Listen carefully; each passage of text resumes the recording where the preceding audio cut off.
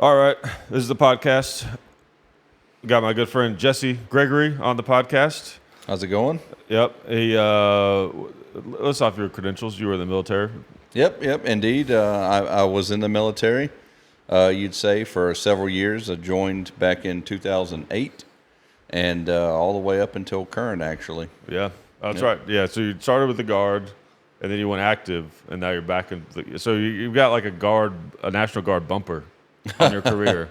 Yeah. Basically, right? Yeah, The front and rear bumper is the National Guard, but the car is the goddamn American military. I wouldn't call it a bumper. I'd call it more of the crash test dummy. Okay.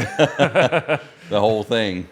Yeah. What's the difference between, like, how different is the Guard versus, I mean, there's obvious differences, but like what are like things that people wouldn't think about that's different from the Guard and the military and the active military? I think, well, the most obvious thing is I believe that it's people that are in the Guard, they have a full-time job, they have a full-time career, so they have to kind of separate their mentality into I have to be an average person too, but at the same time I kind of have to be a soldier as well. So you get more well-rounded people in the Guard a lot of times, or the reserve, because they have to kind of manage the stresses of life that every other civilian has to manage as well. That makes sense. I bet especially with the guys who either have always been in the Guard, versus, because I would imagine guys that, well, like you came from active, you probably still had that mindset for a while, just like military. Oh yeah, assume, yeah. Right? And then it was a very, very weird transition coming back from active duty straight into the Guard, because I like came in and my ship, was I had the mindset my ship's got to be as tight as it can be. And everything, and you go by the book, you do everything as tight as you can do it, and then the Guard guys they're just like, hey man, what's up? That's fine. That doesn't yeah, matter. they're just like, Whatever you want. Yeah, we don't do that. Your gun here. doesn't have to be sighted in. Yeah. We're gonna use it. Yeah. They're like, we don't do all that here. Just be cool. Yeah. But at the same time, it's a weird complex, because they're very tactically proficient. They're very on top of their game, but they're just really relaxed about it. Yeah. I bet you'd have to be careful too. Like, you come from active, and then some Guard guy being. I imagine there's in all groups there's a pecking order based on different varying things that have value within that world. Yeah. So I would imagine you could be like, National Guard, like this guy, but he may have been active. Yeah. He may have done some real shit, and you don't know. Yeah. You don't know what people's backgrounds are until you get to know them, probably. You get a wide variety of people, and you get some people that's really done some things and don't talk about it, and you get some people that's not done a whole lot and they talk a whole lot about it. Yeah. So it's a wide variety. I kind of fall. I feel like for my career, I kind of fall right in the middle of that spectrum. Like I've got to do some pretty cool things, but at the same time, I've had a pretty modest career. Yeah. I feel like. Yeah. You weren't ducking Charlie in the bushes. Yeah. No. nothing like that. No Charlie. Yeah. What do they still call him that? Charlie Brown. That's why they call him that. They look like Charlie Brown. Oh yeah, exactly. It was funny. I thought for the longest time that, like, obviously they called the Viet Cong Charlie in Vietnam is what we're talking about, and I thought for the longest time that was like probably like racist. You know what I mean? Yeah. Just like they called Nazis Krauts because they eat sauerkraut, which is not, you can't be racist against Nazis, right? So that's not racist. But I thought it was the same kind of thing.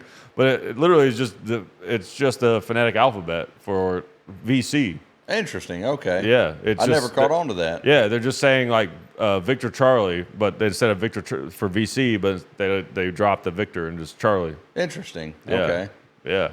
Hey, I thought that the joke was, and maybe that's the second meaning. I thought the joke was like, it's don't look like no Charlie I grew up with. You know what I mean? Like it's ironic. Calling him Charlie, but no, it was just, that's all it was. Yeah. We ought to start naming our enemies at this point after like hurricanes. That's true. the way we do it. Well, we're out there battling Fred. Yeah. This next one's going to have to be a female name. Yeah, exactly. Dude, that'd be crazy. What if there was an all-female army? There's like a country that had a female army. Just nothing but females? Yeah. You don't want to attack them at certain times. Oh man, yeah. But I dare to say they'd once they were trained, they'd probably kill your ass pretty good. Yeah, definitely. That's one thing I've noticed with like women learning to shoot guns. They're actually better at it than men. Oh yeah. I think part of it is like as dudes, like we have this like testosterone and ego, and we're like guns. We know how to shoot guns, guns, But if you don't know how to do it, you don't know how to do it. Yeah, you know what I mean. So women come into it, I think, more humble and kind of accepting and ready to learn. Oh, dude, I'm here to tell you, the woman's resolve is nothing to be tempered with. Oh yeah, or tampered with, shall I say? Oh, I know. I've been divorced. That's less resolve. That's I don't know what that is. But yeah, their pain threshold. I think just in general, just because the labors of childbirth and things like that, the physiological things they have to go through. Yeah. I think they have a higher pain tolerance than men. Yeah, I think a lot of men, at least. I mean, you can't say that as a blanket statement, but it's true. Yeah, I think you're right. Yeah, yeah. I know Jeff Foxworthy had a bit about how because he had kidney stones, and they say that it's as painful as childbirth. Yeah, right. And he had this bit about like has anyone ever done both? Because I think kidney stones are worse. You know what I mean? Yeah. But that kidney stones scare the hell out of me. Oh, dude. Dude, I swear, I think about them all the time, too. I'm just like, this one of these days, it's about to happen. You get like a little pain in your side, and you're like, oh. Mm-hmm. Yeah, it's scary. It's scary. What's weird is you're almost better off if they're bigger and you can't pass them, because then you have to get the surgery, I feel like. But if you got to pass it, then you just have to go through the pain of the whole thing. Man, I don't know. I don't know enough about it to... I don't know if there's a good way out of it. Yeah, I don't know. They both seem like they're pretty bad. Yeah, it's just a barbed. It looked like have you ever seen photos of them? They're like this barbed, like seed looking thing. Just something from the depths of hell. Just yeah. One of them moon rocks that clung to people's fucking spacesuits. Yeah, exactly. Yeah, which is kind of weird now that you think about it. As it's being all barbed and jagged, you think being around liquid all the time or you think it'd be rounded off, like a stone in a creek or something. I think it's like a parasite. It's a living thing, so it is evolved. Shit, you know what I'm saying? I don't know. It's evolved to be like, well, if I just get pissed right on out, then I don't get to do whatever they do in there. Oh man! So it's evolved to it's like hanging on for dear life. Oh, dude. Yeah. So I've always heard that there's this parasite in India. Oh, I know what you're about to say, yeah. Yeah. There's and you swim, you get in the rivers there, and if you piss while you're in the rivers, there's a parasite that'll swim up your hole. They call it Urethra River. Yeah. No, and they don't actually. They should. Yeah. Everybody's just grilling by it. Just, yeah. Oh, there's the old man Urethra River. Yeah. Look at Timmy. He got a parasite. Look at him go. He's on a jet ski just holding on one hand. But they do the same thing. They grab on. Yeah, they hook in and just fucking hang there, man. Mm. What an evil piece of shit. Yeah, for real. God. Don't it know we need that? Hell no. Yeah, it's terrifying. I was actually listening to a podcast recently where they were talking about that, how there's like certain areas you just got to know not to go in there. I don't know what you do.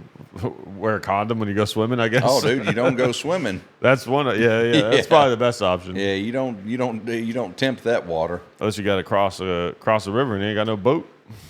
I'm gonna say whatever's on the other side on this can't be that important. That's true. I'll just create my homestead over here. Yeah. I know back in the old Western days, they had the water moccasins they had to deal with, which is somehow not as scary, but will actually kill you. Yeah. The only thing about them, they're kind of aggressive. Right. Yeah. They'll actually chase you through the water, and they'll like try to actively attack you, which is kind of weird because most snake species, as I understand, they're kind of just they want to be left alone. They don't want to try to get involved. Yeah. Which I got a good story about that. Okay. So we were down one time in JRTC, which is Fort Polk, Louisiana. Okay. And what's JRTC? So JRTC is it's a training rotation. Okay. So it's where all units they have to go if they're in that theater. I'm going to try to word it to kind of where it's not so much military jargon, but basically like my unit I was in Hawaii, since we were a light unit, we didn't have Bradleys, we would go to JRTC, right, which is a light kind of infantry place. Okay. Where you would train and do your training rotation. But we were out there, and we were out in the swamps of Louisiana, and I had my nods on. I had some PSQ 20s, which is these nods. They have thermal capabilities, and we were walking. It's probably 1 o'clock in the morning. We were out on mission, and we were finding a observation post to set in, which is just basically a spot where scouts set in and observe. Okay. The long and short of it. But we were there, so I turned on my thermals, and I'm trying to kind of make my way through the swamps, and I look over, and I see this nest of snakes, just probably like 7, 8 snakes on the ground, and we're just sitting there. Just all like intertwined together? Just hanging out, like they ain't got nothing else to do. It's nighttime. They're waiting for the sun to come up. And so the crux of it was that spot that we was at was the best observation post around the area that we could tell for that night. And so I was just like, at this point we're going to have to set in. So we set up our observation post and just kind of hung out and did our thing like 10, 15 meters from a nest of snakes. We knew they were over there. We were just like, we're going to set in. We're going to do our priorities of work, which is basically you set up a watch plan, a rest plan, eating plan, things like that. Yeah. And snakes can just fuck off over there. They can do what they want. We're over here. They're over there. Fuck them. You didn't get the flamethrower guy to take them out? Yeah, we thought about it. But flamethrower guys kind of compromising your position in the middle of the night. That makes sense. Yeah. That makes a lot of sense, actually. Yeah, that's why that guy was the least played with Army man. Oh, right. Yeah. I like to think every military unit is like that video game Sarge's Heroes. Oh, yeah. Where like everyone has their own job and they love that thing. Like the bazooka guy, like all he does is think about bazookas. If it was only that good. I know. If it was only that good. And then the flamethrower guy is like, his name, he has like a name that's like somehow like sounds like, flame related. Yeah. You know what I mean? I remember times, man, thinking back, and they would have like some kind of combat lifesavers class, some kind of medic class for us, or they would have a mechanics thing. We'd have to go fix our trucks. Yeah. Or, they'd have some kind of other training, some kind of like annual training for diversity or just something off the wall. And I remember thinking, man, the modern day soldier, you really got to be a jack of all trades. Oh, they want you to be like a Swiss Army knife. Interesting. Yeah. Yeah. Huh, I wonder what that is. It just modern warfare, or what that's weird. I don't understand why that. It seems like as things are getting more and more technological, we have computers doing a lot of things. Then when it comes to manpower, you'd want more specialized people. Yeah, I think the concept though of kind of the way they see it though is if that somebody goes down, there has to be somebody else that can pick up that job on the fly, because it's such a fast-paced operational environment out there with the way we operate and train in different theaters, and the way we deploy and go to different places. They want soldiers to be able to just quickly adapt to any situation and pick up and go.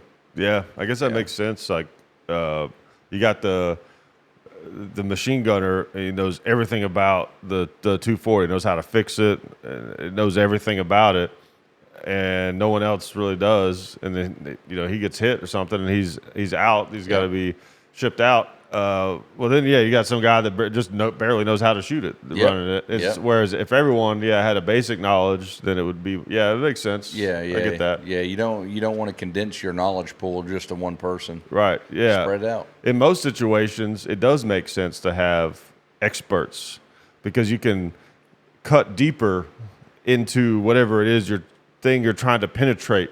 Whether it's like in business or whatever it is. the more someone knows about that thing, the better off you're going to be. But yeah, in the military, that person could just be gone, Yeah. at the drop of a hat, and then now you're kind of screwed, Yeah, and then the weird thing about it too is the average time on station, for these soldiers is like anywhere from 3 to 4 years. So by the time it seems like they get established, and get really skilled in their craft, they're about ready to PCS and move somewhere else. Yeah. And just be gone. And then all of a sudden you have a new influx of young soldiers or different soldiers coming in that have to pick up that excess slack. Yeah. Huh.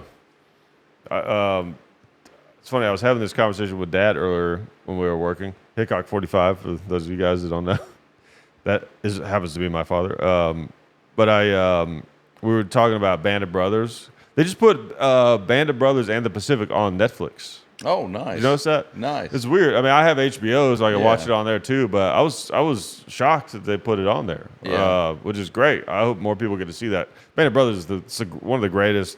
Oh, hands down. It's my favorite. It's a mini series, but it's to me it's the best war film thing. Whatever, if you put miniseries and movies in the same category, it's the best one ever. Oh yeah, I would agree with that. Absolutely. There's something unique about World War II that's specifically easy to romanticize. Definitely. I don't know. I think it was the character of the people that villains, were in it. The villain is the best villain of all time. It's a defined good versus evil. Right. Where a lot of modern wars, they're not as easily defined. Right. It's an interesting era technologically. Yeah. And just everything about it. But what I was going to say is we were talking about, Dad was rewatching it. I've seen it too recently, so I've got to wait another year or so probably. Yeah. But he was talking about how like the new recruits coming in and how they were disrespecting them and stuff, and he thought that was kind of overdone. And my theory was that actually I think they probably undersold that in the show, because I know just from comedy, which is not a life or death situation, when brand new comics come in, they have all this confidence and they're super annoying and they don't know anything, but they think they know everything, and they're just so hard to be around, and it's so hard to not bully them. You know what I mean? Just because they're just annoying. You know what I mean? It's like, you've been doing this for years, and it's like there's always some new guy that is just sure he's going to stick to it, and like basically none of them do. Like 1% of them actually stick around. So everything they say sounds like a lie, because it almost always is. So it's just hard to take them seriously, and that's just comedy. Like in war, where this person could get you killed, it seems like the new guys would be treated pretty poorly. Yeah, I think it's a weird dynamic, because you, as the trainer, you kind of get burnt out a bit of teaching the same thing over and over and over, especially and me personally, I haven't been in a war like that, right? But I can't imagine with the stresses of a war going on, you're having to teach, this new guy coming in something you've taught probably 5 other new guys in front of them, right? Some of which have been killed, and they didn't listen to you. And they're tired of them not listening to you. Yeah, some of them might have listened to you and still got killed. Oh, right. There's a weird psychological impact that would probably play. Yeah, you might feel like it's your fault. The teacher, you might feel like it's your fault. Yeah, I never thought about that. That's true. Yeah, that'd be rough. Yeah, I know. I've seen in some interviews with veterans, they talk about how, they feel sorry for the guys coming in, because they know they're going to be mistreated, but they understand why, and their life expectancy is not good, especially in Vietnam. The way they were just throwing guys into that war, young guys too. Yeah, and a lot of drafted guys. Yeah. And they would apparently, in Vietnam specifically, they would, they might be wrong on this, but I heard somewhere that the new recruits would get assigned to the machine gun, to the M60, because the M60 gunners have one of the lowest survival rates. Because, I mean, that was one of our, I love the M60, it was one of our biggest assets in that war. Yeah. Because of the jungle warfare, you had the larger caliber, and you just obviously throwing out more lead. And, the Viet Cong really kind of feared that gun to a certain degree. So they would target it to try to shut it down. And so they were used to those guys getting killed a lot, so they'd put the new guys in that position, and that would even intensify how often they were getting killed.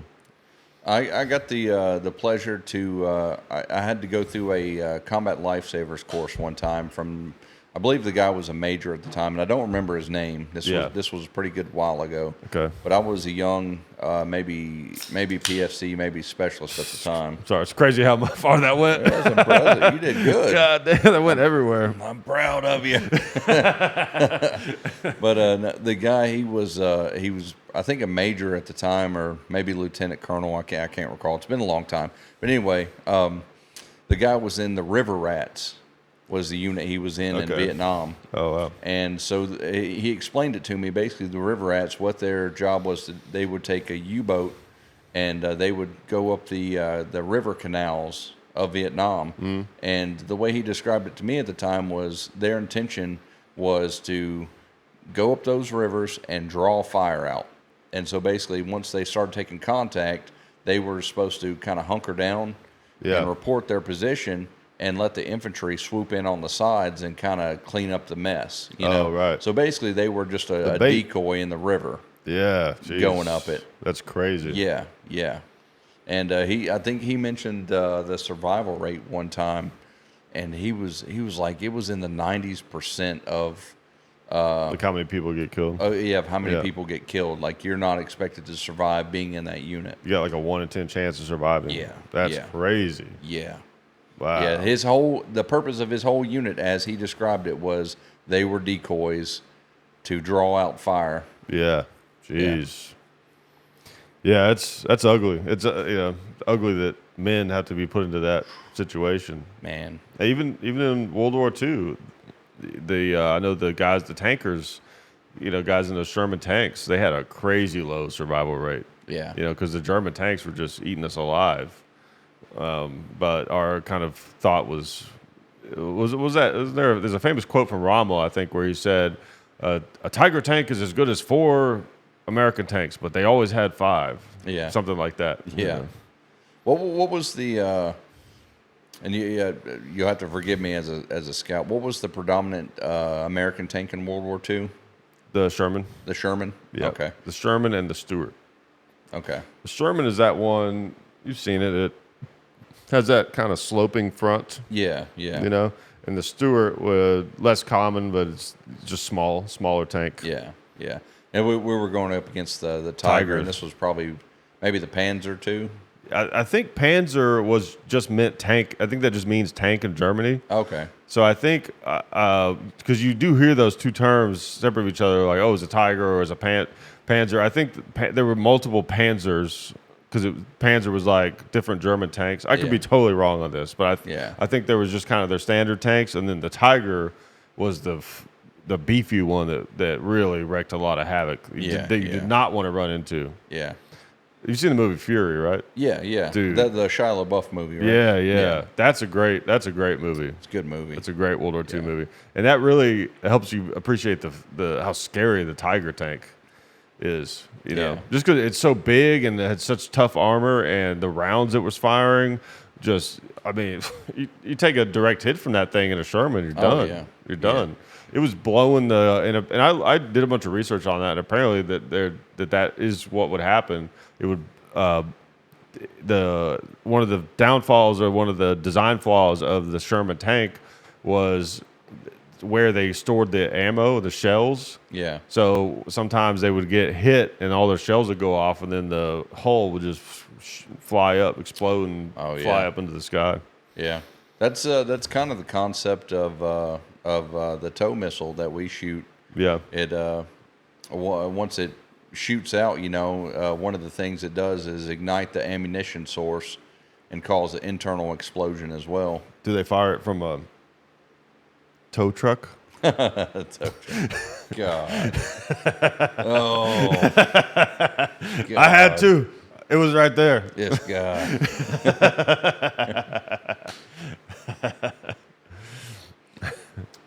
Oh, dang. What do they fire it from, though?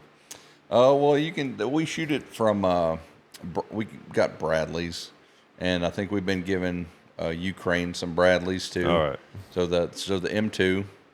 Okay. And also all right, technically not a truck. All right. Yep, not a truck. And then we also have a platform that we shoot it off of from the top of Humvees as well. Okay. Yeah, not to get into the crazy specifics. Tow SUV. Yeah. I told you so. God. Is the tow missile? Is that the one that has the line, or it has like a cord? It's essentially a charge, and as I understand it, and it's kind of wired. It's pretty wild to have a wired missile. Yeah, well, they have unwired as well. Okay. So the variant with the wire, as I understand it, it has a core that obviously ignites and it shoots out a molten copper jet. Oh, I thought it was just so they can control it. So the wire is for control. Gotcha. Gotcha. Yeah, the wire is for control. Okay. And so the old military term is, if you ever hear tracking like a tow over water, have you ever heard that? No, I haven't. So like a tow missile, if you shoot with a wire and then the wire hits the water, well, the water takes away the conductivity of the electric signal going to the tow missile. So the tow will just start going every fucking where. It'll start going, any and everywhere. There's no rules. Yeah. So if you hear the term tracking like a tow over water. Interesting. There you go. Okay. You're not tracking, you're all over the place. Now, is that an old term, like from the 1800s? Or? Yeah. As I recall, I believe Custard used that back in his day. General Custard. Yep, General Custard, Colonel Mustard too, for that matter. That's crazy. Yeah, it's military's got some pretty cool stuff. Yeah, it can. Yeah, definitely. Probably some stuff we don't know about. Oh yeah. I've always wondered, the SR-71, we didn't even know about until I don't think this is why it's called the SR-71. Maybe it is, but I don't think this is a stealth bomber, right? Right. Yeah. And I don't think we didn't know it existed until the 1970s, but they started working on it right after World War II. Yeah. So you can kind of figure the military, as far as like what's top secret, is at least 20, 30 years ahead. Yeah. Kind of the same with aliens, isn't it? It is. Yeah, cat's out of the bag. Yeah. Yeah, I'm sure you saw the Mexico thing. The Mexico thing. Yeah, the cake alien, Oh, yeah.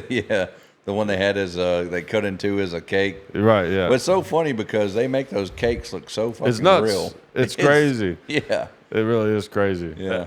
It seems like a lot of work to make a cake that looks like something else. Man. I couldn't invest that much time into something I knew was going to look like shit later. Oh, yeah. Damn it. I'm mad about that one. That was much better than my tow truck one, though. That was much better. I was thinking, what if they made a cake? I wonder if anyone's ever made a cake that looks like another type of cake. Oh yeah, it's incognito by God. Yeah. Or it's like another type of dessert. It looks like brownies, but it's cake. That'd piss me off. Yeah, someone's probably done that. Yeah. I've never seen a gun cake though. I'm sure it exists. I'm sure someone's done that. Yeah. Oh yeah. Yeah. Is it a cake or is it a Glock?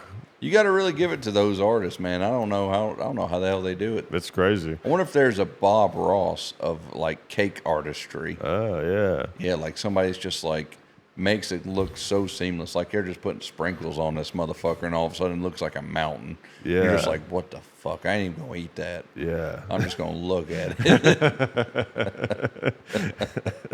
What if they have one of those, a restaurant that served those type of cakes?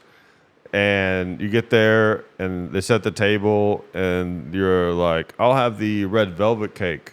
And they go, it's already there. And you're like, what? And it's your plate is the cake. Yeah. Yeah, I'd fuck with you. You like cut into the napkin and the plate. It's like, whoa. I would fuck up, and I'd like put my elbow in it. And like, fuck. Damn it. Why is everything cake? Oh, no. Just got icing all over your damn elbow. This whole studio is cake. This Mosin crate right here is cake. Yeah. Give us 20 minutes. We're going to cut into this bad boy, and we're just going to get us a slice. I feel like that should be a sketch if no one's made it yet. Is like, that'd be like a version of hell. where everything literally is cake. Yeah. You go to turn on your TV and it's just like, ah, damn it. Be damn, just piss ants everywhere. And then their cake somehow. Yeah. As Dante was getting around to it when he was, talking about Dante's Inferno. Oh, yeah. Yeah, yeah. I say Dante. I think it was another author that wrote that, but yeah, I don't know. Yeah. So that's old Greek. That's before my time. Was that in a book? I don't read those. There, you heard it here first. Books are fucking lame. No, we started talking about the alien, and we went the complete opposite and talked about cake for 5 minutes.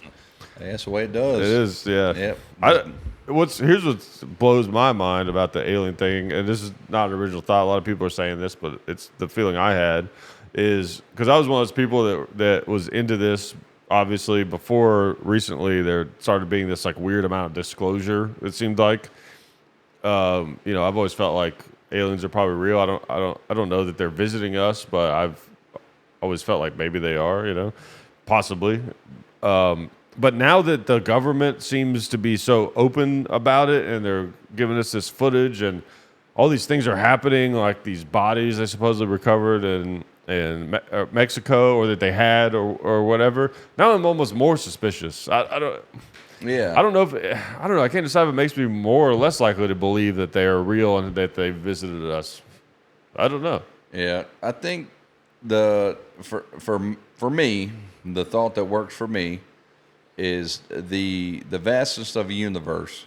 The vastness of the universe is so large we can't even fucking comprehend it, for one. Right. But the statistics of there not being any kind of other intelligent life out there anywhere is just crazy. Right. To think that we are the smartest things that happen to be on a fucking floating rock in space is insane. It don't even make sense. Yeah. It's like going to the fucking ocean and you catch one fish. Right. And then that's it. Well, I think it might have been Neil deGrasse Tyson, but I heard a great example of this is the universe being so vast, like you're saying, and our search for life in the universe is kind of like if you took a cup of water and dipped it into the ocean, and then looked and was like, oh, no fish in the ocean.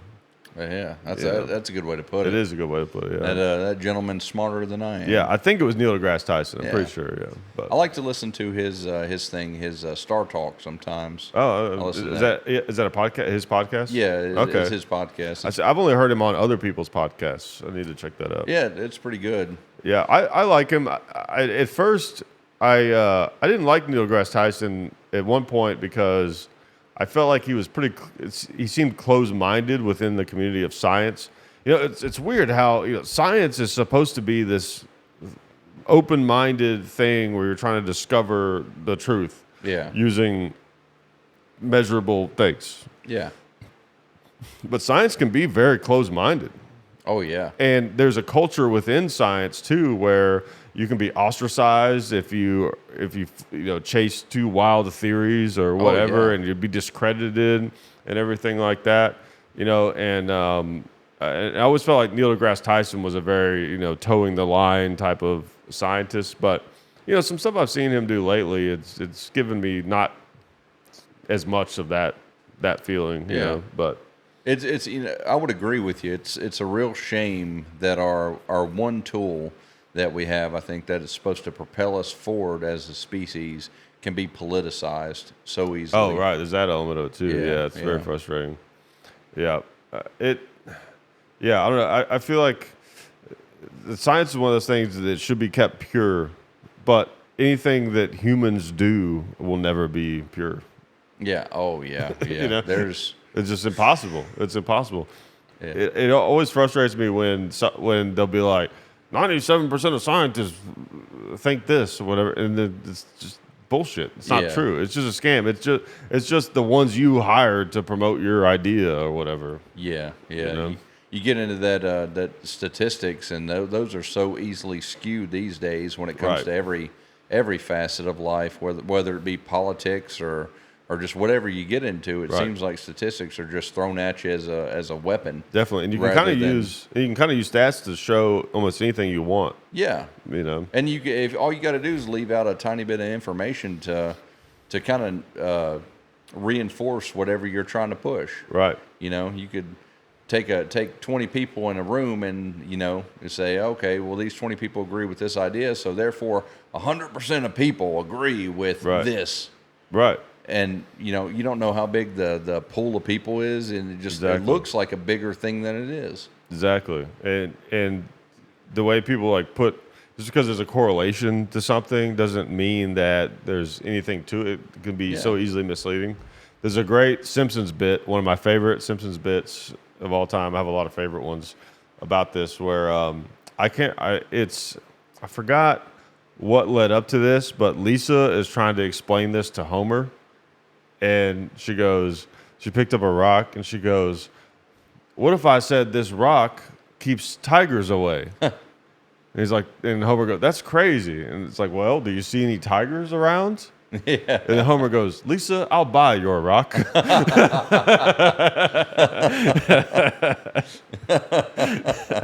That's so funny. Oh man, the Simpsons are the best. Just because that's a very very point that they put in there. Yeah. But they made it fun. Yeah. Actually, about a week or two ago, I put on Disney Plus the first season of The Simpsons. Oh yeah, the very first one. The first one's interesting. Yeah, and different. It's very crude. Yeah, it's different, and it's actually in a way less funny because at that time it seemed like they were trying to make just a show just with a story. Yeah, and it wasn't just supposed to be comedy. Yeah, it was very crude. My intent was. I'm just kind of every time I'm piddling around, in the living room, I'm going to put The Simpsons on as kind of background. Yeah, ambience. Simpsons is the backbone of modern comedy, in my opinion. It's incredible. So funny. It is. Do you remember what episodes you watched? My favorite one is the one where Homer gets the RV in the first season. So the one I'm remembering off the top of my head was Homer pawned his TV. They went to this family therapist. And then the family therapist was supposed to help them become closer as a family. Oh, they did the shock therapy? Yeah, the shock therapy. So they pawned their TV so they could pay for the therapy. Yeah. And then the shock therapy eventually didn't work. Right. And so the guy gave them their money back plus some, so they went and bought a new TV with it. Yeah, that's a great one. Yeah, because they're all pushing the buttons, and then Maggie starts pushing them. I think if you pin me down to be like, what's your favorite Simpsons bit ever? I think it has to be the episode from Bart versus Australia. You know that one? I can't recall. It's a great episode, but there's a bit in there that I love so much, and it's like a military thing. He goes, they're in Australia, and they go to the embassy, and there's this guard standing there looking all proper or whatever. And Homer goes, "Oh, it's one of those guards that can't move and you can do whatever you want." So he gets all on his face, he goes, whatever. And then the guy just punches him right in the nose. He goes, "No, sir, United States Marines, sir." That's funny. It's so great. Oh man. I think Homer is the epitome of fucking comic relief. Yeah, he's the funniest character probably ever invented. Yeah. I heard, I watched a documentary one time about the Simpsons writers and stuff, and they said that the way that they would write for Homer is they would think of him as a talking dog. A talking dog. Yeah. It makes sense if you think about it, though. Yeah, it does. It's pretty good. It's he's this guy that he's a guy that I feel like everyone has inside of them. Yeah. You know what I mean? Just wants to go at every impulse. Yeah. Wants to be a good person, but just can't resist every impulse possible. Just driven by instinct on a certain level. Right, exactly. Yeah. I feel like that's what Homer is. He's a good guy that just has no self-control whatsoever. Yeah. What about the movie, the Simpsons movie? I thought it was great. God. I loved it. Yeah, it was so good. It was. I feel like there's some good Simpsons episodes that have come out more recently. but I feel like the golden era of The Simpsons can be measured between, well, from the start to when the movie came out. Yeah. To me, that was kind of when the, if we understand, I think some of the, part of that is because some of the writers left, but they got some of the original writers back for that movie. The only reason it was so good. But, yeah. The movie was incredible. The bubble thing. Oh, yeah. All that is great. Yeah, when they show up to Alaska and he's got the thing over the front of the car. Yeah. Then it like blows away or something, and they just sees like oil fields. Yeah. Speaking of oil fields, Okay. what about this interesting? I was reading this weird article. So my son, he plays Fortnite, right? Right. And he gets on there and plays. Well, apparently in Fortnite, they've got this this level that is sponsored by Shell, the gas company, right? So Shell's made this level inside this video game to like advertise to kids. Weird. Crazy, right? Yeah. Yeah, a oil company Strange. making game content for children. For what purpose? To sell oil, I guess. So, well, kids don't have any money, so you fucked. Buy some oil. Yeah. You're gonna come home and your son's gonna have like a 55-gallon bucket barrel of oil in his bedroom. Yeah. Where'd you get this? He'll be real impressed when he sees the gas prices. Yeah, really. That first fill up for these modern kids is gonna be that's gonna be something. Oh yeah. Well, by the time like our kids get old enough to drive, they'll probably have electric cars. They say that. I just don't see. I mean, I could be wrong. I'm here to admit to everybody, I could be wrong about any number of things, but I just don't see the combustion engine going away anytime soon. It's going to take a minute, but I think once electric cars, I think a few things have to happen. Once you can recharge your electric car in the same amount of time that you can fill up a gas tank, whether that's exchangeable batteries or just they charge that fast. Yeah. And you can, and every gas station has it, so it's just basically I'm saying it's just as convenient to recharge your car as it is to gas it up, time wise and location wise. Yeah.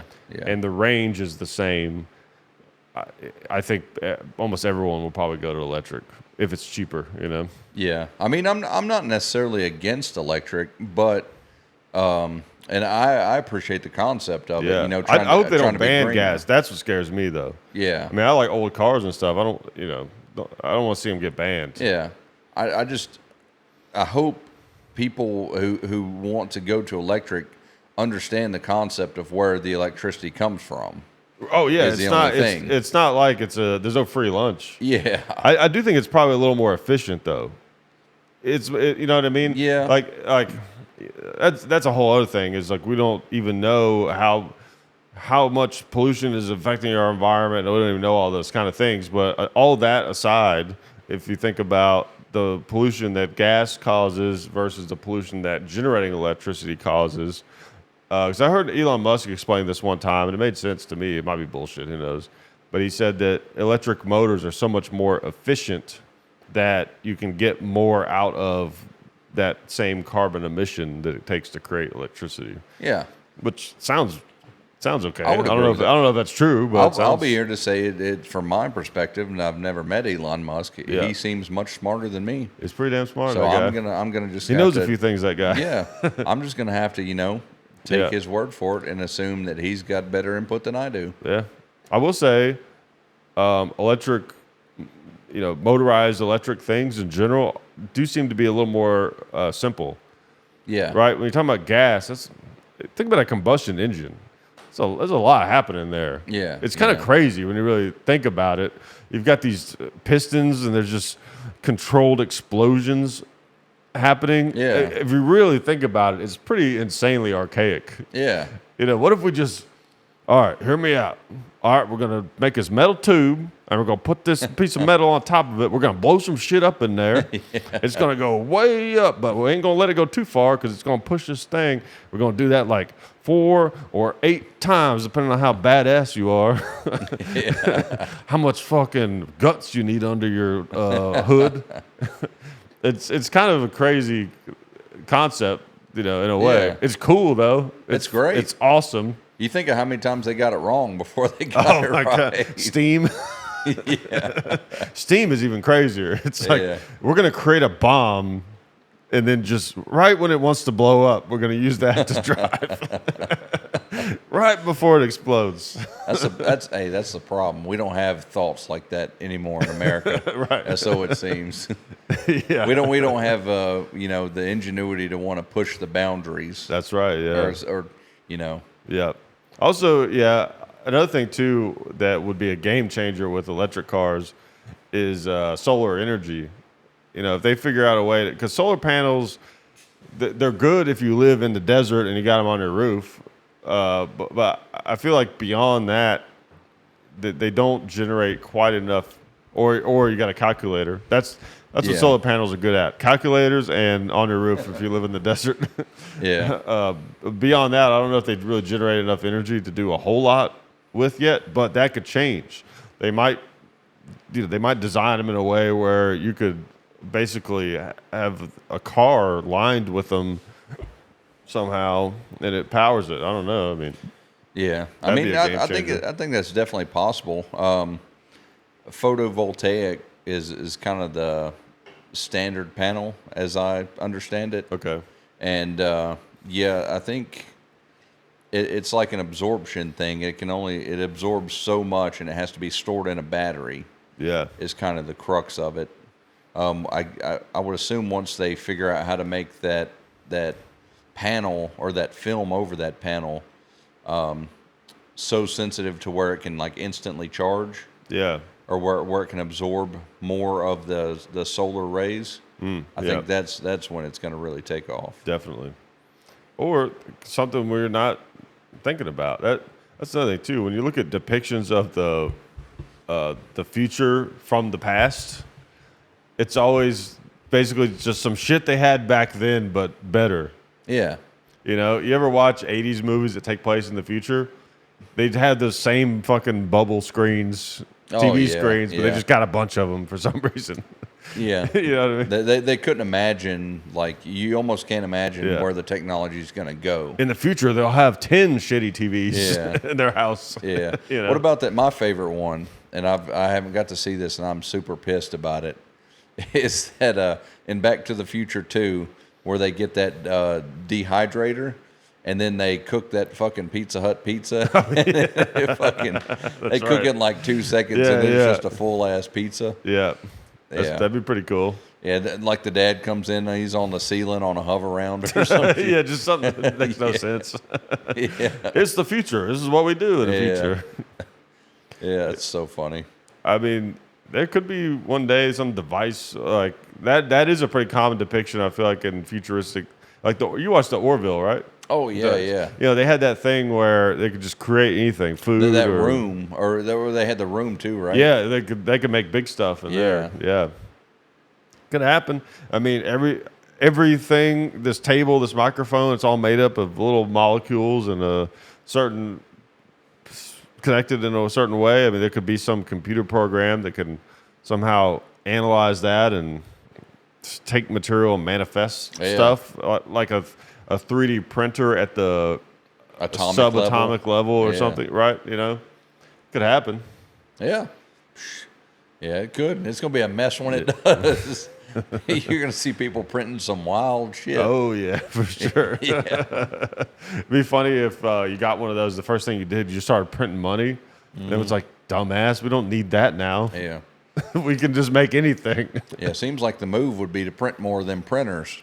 That's true. That's like, I thought I was the smartest man in the world when, you probably did this too, I'm sure everyone did this, but back in the day, LimeWire, for our young listeners, LimeWire was like Spotify if Spotify was illegal. Imagine Spotify was like, it was like cool if you had it and you weren't supposed to. But yeah, you download music on there, and there was a pay version of LimeWire that you had to pay for. But what I did was, and I'm sure a lot of people did, is I downloaded the pay version on the free version. Oh, hell. Did it work? Yeah. So I had like the pro version. You had LimeWire Pro for free. Yeah. How funny is it to start a website for illegally downloading things and then try to legitimately sell software? Oh, How dumb is that? No, we're just going to steal it the way you taught us. Yeah. You know? You got to give it to them, though. Oh, yeah. They were hooking us up with some free MP3s. They were. Yeah. They were. I heard some of my first ever Ice Cube songs that way. I remember I downloaded some Stone Temple Pilots songs and just a couple other random rock songs from that time. And I was downloading music that had cusses in it because I thought that was cool. Cusses. Yeah. My parents wouldn't let me buy the cool CDs. They had that little thing on there that said parental advisory. Oh, man. Yeah. I saw a documentary about that. What was it? What was I watching? I can't remember. I was watching something, and they were talking about how they were afraid when the record labels or whoever it was that in the mid 80s they made it so you had to have that parental advisory on any album that had language in it. Maybe. Except that I'm just going to throw it. It's probably California. Yeah. Well, but that actually is kind of like a thing almost California would be against in a way. Telling people that, well. You know what I mean? It's weird. It's all weird. It makes no sense. Yeah. But anyways, they were afraid it was going to hurt their music if they made music that had bad language in it. But it actually helped because then it made it dangerous and cool. Is a thrill to buying it. Right. Yeah. Exactly. That makes sense. So it actually had the opposite effect that they wanted it to have. They were trying to keep kids away from it, but it made kids want it that much more. It showed kids where the cool shit was. Or maybe they understood that it did that, and they wanted to use that to make their shit sell. Damn it. I never thought about that. It's like it's reverse psychology. It's the old, here's the thing you can't have right in front of your face. Don't get this. Oh, man, it's perfect because parents are upset that their kids are getting music with bad language. So to appease the parents, they put a thing on the album that makes the kids know what they should get. Yep. Oh. Damn it, that's smart. I kind of hate how smart that is. Yeah. Whoever thought of that should get a raise. Reckon we might put one of them parental advisory stickers on this podcast. That'd be pretty cool. Right there in the corner somewhere. It's funny. I've seen people do that. It's almost like kind of corny now. Yeah. that kind of the whole. This is a weird thing to me. When like we were growing up, we're about the same age, mid-30s. When we were growing up, there was a clear line between, this doesn't have cussing, this does have cussing. Yeah. Rated R movies, and then really anything you could get on TV didn't have a lot of cussing. Even cable, like South Park would say shit and stuff, which was like, whoa, but you didn't get to hear fuck unless it was a rated R movie. Oh, yeah. Oh, whoa! I had to sneeze. I don't know if you noticed. If you're going to sneeze, you got to go 100%. Yeah. You say the fuck word, you got to sneeze. But then when streaming came out, it was kind of like all that sort of went away. Like Netflix, Amazon, HBO, they all have movies on there that would have been considered rated R back in the day that have bad language and stuff like that. So it was kind of like the whole concept of swear words being something you had to protect people from seemed like it was going away. Yeah. For a pretty long time. But now on Instagram, stand-up comedians are having to censor their bits on Instagram because Instagram will affect the reach of the clip if it has bad words in it. Really? So it's like we're going back. So it's crazy. So hear me out. I just kind of thought of this, and I'm just going to shoot this theory out at you. All right. So what if the people that make these Netflix videos and things like that want all the kids to be viewing them, and they want your kids to be raised by the content that they put on Netflix? But you got somebody like a stand-up comedian who's going to get on there and they're going to kind of speak their mind, speak the truth, and they're going to push free speech to its boundaries. They don't want that to be out there as much. I would okay. kind of throw out the concept of. I see what you're getting at. I would kind of throw out Russell Brand as a good example of that. Yeah. You look at his speech content, and it's kind of scrutinized to a certain degree at this moment. What you're saying is, and we'll get to Russell Brand here in a minute. What you're saying is kind of like how during the Vietnam War they cracked down on weed because they couldn't.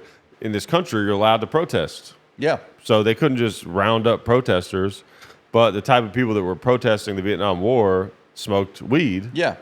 And they started cracking down on that as a way to put protesters in jail. That's a concept, So isn't it's it? kind of what you're. So I understand what you're saying is it's okay.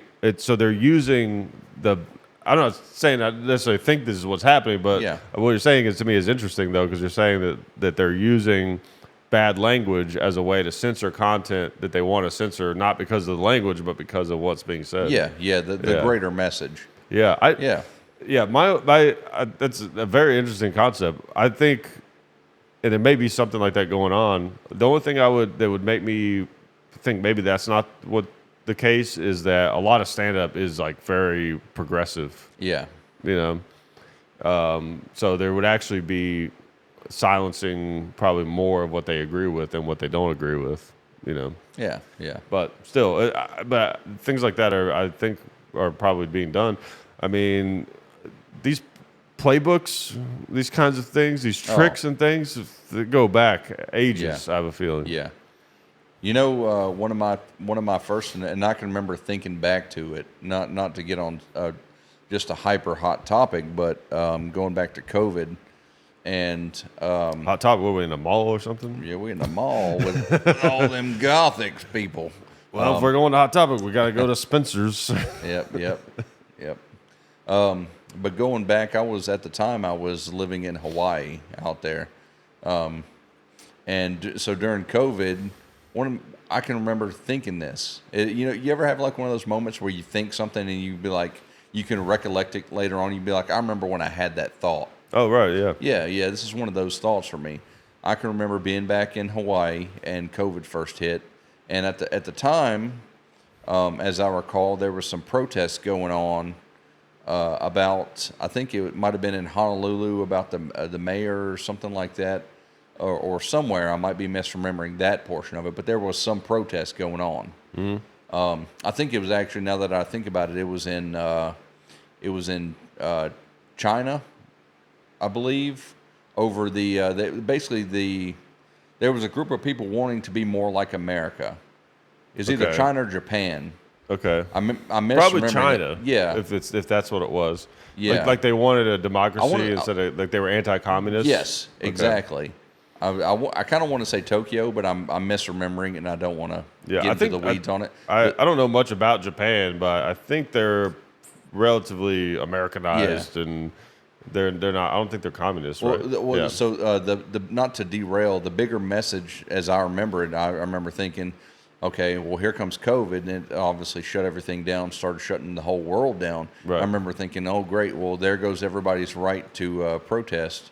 And have an address of grievances here in America. Yeah. And I remember thinking that all of a sudden nobody, because everybody's locked in their home, how you gonna protest? How you gonna have a voice? Right.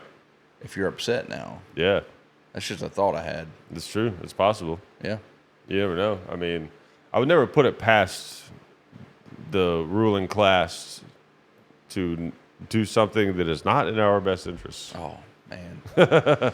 And to think not to go super far into the rabbit hole, right? But when you got all that money, like you've got all those resources, why can't you just be happy? Yeah.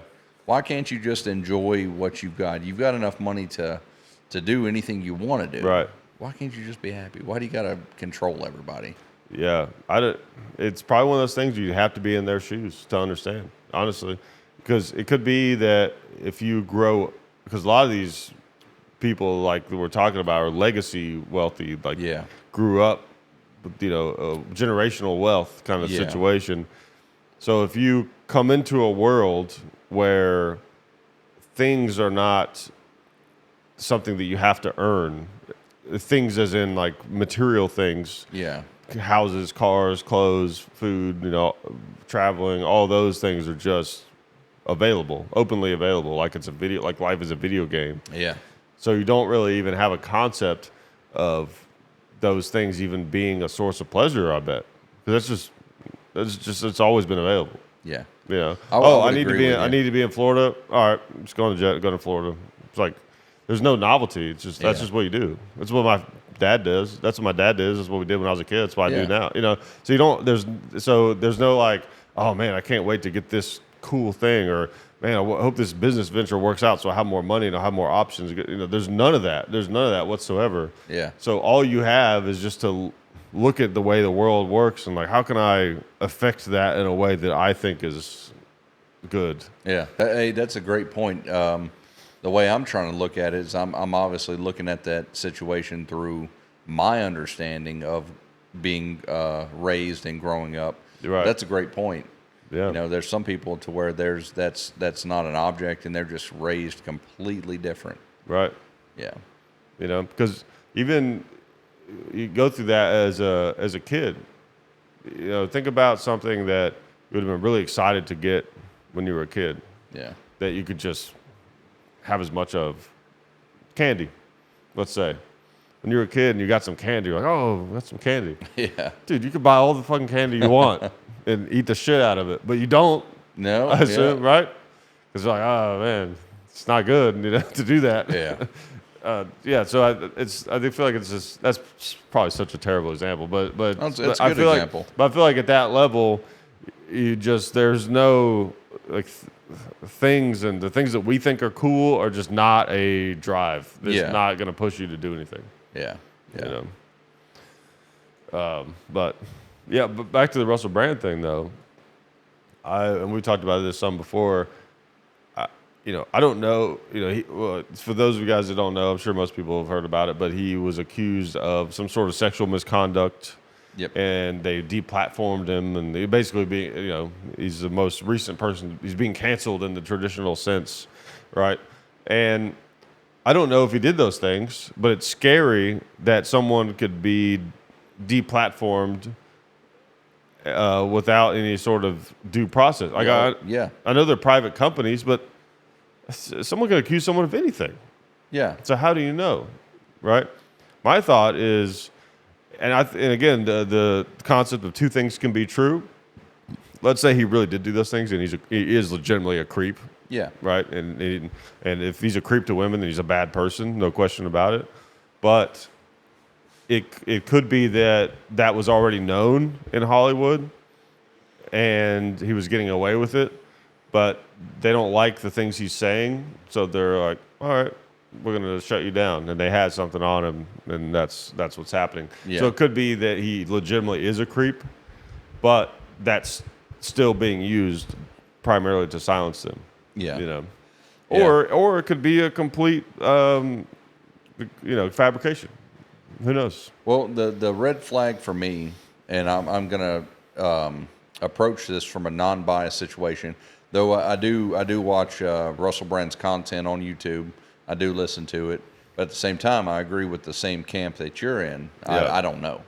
Yeah. Just point blank, I don't know what he's done. Yeah, how could we?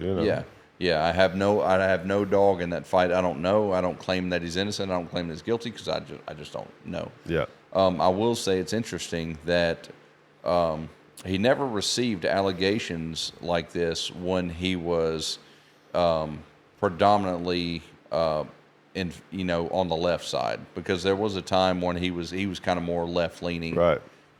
That's just a fact. He kind of towed that line a little more. Yeah. And also, 10 years ago. Right. That's a long time. That's a long time to just now be coming out with an allegation of anything. Why is it taking so long? Yeah. 10 years. Yeah. And then the fact that the supposed person came to the media as opposed to the police, Right. It's a very bizarre circumstances. It's very suspicious. Yeah. Anytime someone really famous has an allegation, I feel like there almost needs to be understood thing that there's a higher probability of it being fabricated. You have to take it seriously. Yeah. Because if it's true, it needs to be dealt with. Yeah. But you have to go into it knowing that, hey, there's a probability this could be fabricated. Innocent until proven guilty. Yeah. Well, the part of the problem too is at this point, kind of the damage is done too. Right. Like even though if he got cleared, you look at the voice of Morty for Rick and Morty. Yeah, I think that guy.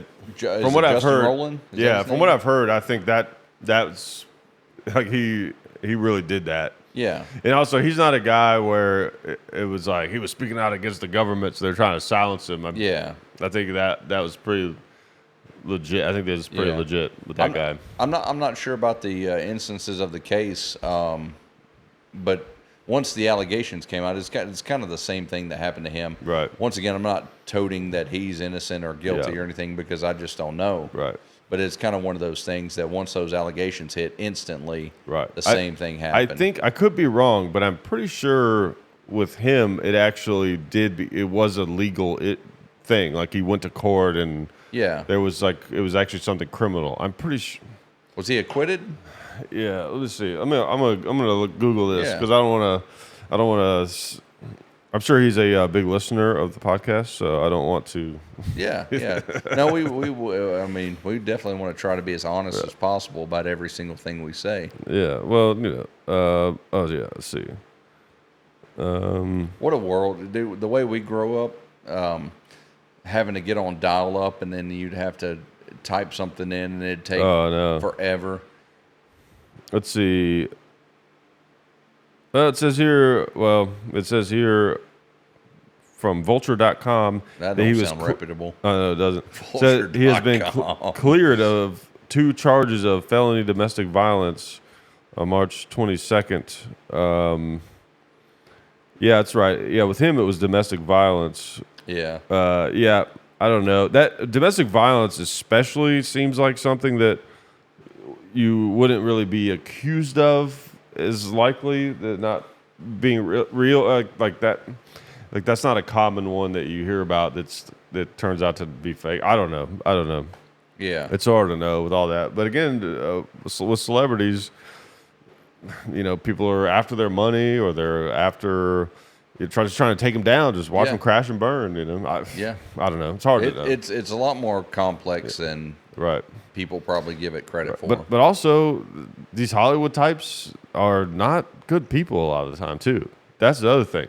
The kind of person that has the drive to be famous. Yeah, that's a lot of times not a healthy individual. So it wouldn't also surprise me if some of these people that seem so awesome are psychos. Yeah, because I've being in comedy and entertainment, I've known some people that you see them on stage doing their thing, you're like, oh, this is like the most likable person ever, but you know them off stage and they're monsters. Really? Yeah, for sure.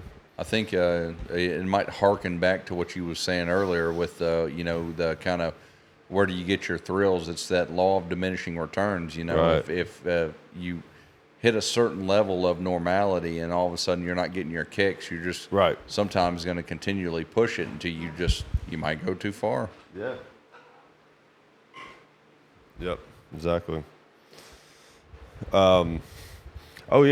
This is something that we were going to bring up on the podcast. Remember we talked about earlier. So you were in Hawaii when the fake nuke attack happened. Yep. You're a veteran of a nuclear attack. Yeah, I sure was. Intercontinental ballistic missile. Yeah, don't you have? You should have a T-shirt that says something like "I survived a nuke and all I got was this shitty T-shirt." Oh man, it's a little. I experienced it a little bit different. So at the time, I was in the military. I was stationed in 25th Infantry Division out there, and I was in Unit 214 Cavalry as a cavalry scout. What I was doing, And at the time, I was going through a school called Jungle Operations Training Course. So JOTC, but commonly known as Jungle School. Hold on, I had this question earlier and I didn't say it. So JOTC, because the JROTC Yep. is like young kids in college. Yes, yes. Yeah. What are those? Why are those acronyms so similar and so different things? They're just running out of letters. Okay. Yeah, Right. like so JRTC, that's Joint Readiness Training Center, I believe, and then what was the other one? JROTC. Yeah, JROTC. That's the college kids. I'm not 100% sure on what that acronym what that means at the time, but Okay. JOTC, Jungle Operations Training Sorry, Course. I was just like curious about that. Yeah. But yeah, I was in jungle school at the time, and we didn't have our phones on us, so it was one of those gentlemen's courses, kind of, or I say gentlemen's. It was one of those schools where you had to turn in your phone. So you was in the field, you was like Nice. training. That sounds fun. You couldn't have a phone at all. You couldn't have like contact with the outside What about world. Instagram? Hell no. What about Facebook? Nope. You had to turn in your book. You had to turn in your face. MySpace? You keep that. You can have MySpace. Yeah, you could have MySpace at the time. So it was just like you guys were pretending like it was 2005. Well, yeah, I mean, well, we was pretending like it was 1895. Okay, all right. Yeah. So you could telegrams. Yeah. All right. Well, we didn't talk to anybody really, other than everybody who's in the class. But Yeah. so I was in the school, I was in the course, JOTC, and I remember I was over there at like one of these water pumps, right? So they had like these water pumps where you get your water, and we had Camelbacks. Okay. And that's how we kept our water. So we'd go over there and we'd fill them up and everything. And that's Do you prefer those over the canteen? No, I prefer the canteen, but we'll get into that in a second. Okay, all right. Yeah. But so I was over there getting water, and then like one of the instructors came out, and he just started like screaming. He was like, hey, get your asses over here. You know, he started going off, and I was, in my mind, the first thing that popped up was like, okay, I've been to lots of military schools at this point. This is just part of the game. They're going to come out yelling, start making a shit out of something somebody did. Yeah. And then we're all going to get our asses put in the dirt for a little bit, and then it's whatever. It's okay. Right. It's going to be okay. And so he's like, hey, there's an intercontinental ballistic missile threat. And so he takes a class, which we had about probably, if I can remember right, maybe 35 people in the class, something. When he said that, do you think it was a drill? When he said that, I didn't really, I thought, honestly, at the time, looking back, I thought he was probably fucking with us. Okay. But in my mind, I was like, whatever this guy's going to say, you got to play care. the game. You got to do I don't care. I'm just going to play the game. And so they put us over there, and in the, like, right beside the wood line, there was this 3-sided shed, like it was a shack with some bleachers in it, and it was like what you'd see the equivalent of some farm equipment put under. Okay, I got you. Okay. And so they put us up under that thing. And at the time, I was a sergeant. I was E5. And once we were there for a couple minutes, I was just like, I asked the question, you know, brazenly. I was like, why are we standing under a 3-sided shed when there's a intercontinental ballistic missile coming in? Like, what are we doing? Right. Why? What do you think this is going to stop? Yeah. It's not even got 4 walls. and I think the instructor at the time, he had like a slight moment of clarity, and he was like, you're right. And so he made us run into the fucking woods behind the shed. And so we run into the woods behind the shed and everything, and we just stand there for a while. Was there a ditch at least? There was no ditch. It was just woods. That's crazy. It was just woods. It's just Hawaiian jungle. And so we're just standing there, none of us with phones, waiting on the all clear. And, you know, come to find out, after we get the all clear and everything, we go and get our phones. And, you know, I called my wife, and she was freaking out. And, of course, everybody on the island was freaking out at the time. Yeah. But something I didn't think about at the time, and I talked to you about this earlier. Yeah. Something I didn't think about. Just it seemed like maybe a day or two before this whole incident happened, the Secretary of the Army came to our class and visited. Yeah. And was asking how the class was. So the Secretary of the Army just happened to be on island, and he was visiting right before this thing happened. And I didn't realize at the time, but in hindsight, I was like, oh, that's kind of weird. Big coincidence. That's odd. Yeah. Yeah. And for those who don't remember the story, what happened was the official story was someone accidentally pushed a button that sent a message, basically, right? It was like a warning, like an Amber Alert. It was a mass alert that went on everyone's phone. Yeah. Right? TVs and stuff too, I guess. I don't know if it was just phones. I think it was just phones, okay. But it went to everybody's It said phones. a nuke, right? Did it say, or did it say a missile? It said intercontinental ballistic missile. Okay. Yeah. Yeah. Yeah. It's pretty wild. Yeah. It seems unlikely that would just accidentally be triggered. It's a weird set of circumstances. It is. Yeah. Very weird. And now, looking back on it too, wasn't that, I would have to have a computer and kind of look at the timeline, but wasn't that also close to a timeline where at the time Donald Trump, and Kim Jong were kind of going back? It was right during that time. Yeah, yeah. Yeah, I remember that period of time. That was a real fear that people had. Yeah. I remember sometimes, I don't know, I always wonder if I overestimate the technology that we have, but who knows. But I remember Kim Jong, is it Un? Yep. Kim Jong Uno. Go. Kim Jong draw 4. Yeah. Reverse. Kim Jong reverse. That would be so funny if someone made a Kim Jong Uno deck. Oh, damn. shit. Does that exist? All right, I'm Googling it right now. Kim Jong Uno. Damn. Dude. Yeah, this is why we're going to need to have, where we can flash things up, All right. Kim Jong Uno. This is, come on. Please, someone has, oh, hell yes. Somebody made it. Hell yes. I don't know if they're real cards you can buy, but yeah.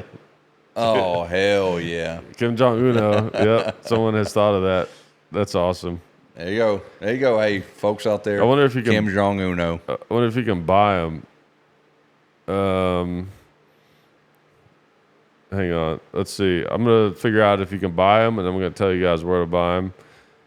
All right. It looks like. Ah, damn. Okay. There's a shop on Etsy that was making them, but it says the shop is taking a break and they're not selling them. I don't know if they got death threats from. I hope the draw cards look like missiles on there. Yeah. Yeah, exactly. Oh, man. That's so funny. Yeah. Damn,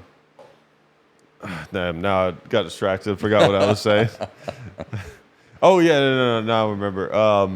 So I remember they were doing missile tests, and there was this one where they were supposedly testing a nuke, and it ended up being a dud. And I always wondered, what if our military has the technology to deactivate missiles in the air, and that was kind of like a warning to them. Yeah. But who knows? Maybe I overestimate. You never know. We might have some crazy shit. Or it might be underwhelming. I've always had this thought. If you had the most top-tier access to the most secret operations in the U.S. government, would it be shockingly crazy, or would it be shockingly not that crazy? I think, and once again, this is one of those things I could be completely wrong, but I think it would be underwhelming. And I'm just basing this solely off my military experience of things, Yeah. I don't mean to undersell it. I've got to work with a lot of cool stuff, but at the same time, I think I've had a higher percentage of time where I had to make do with shit, right, rather than dealing with cool stuff.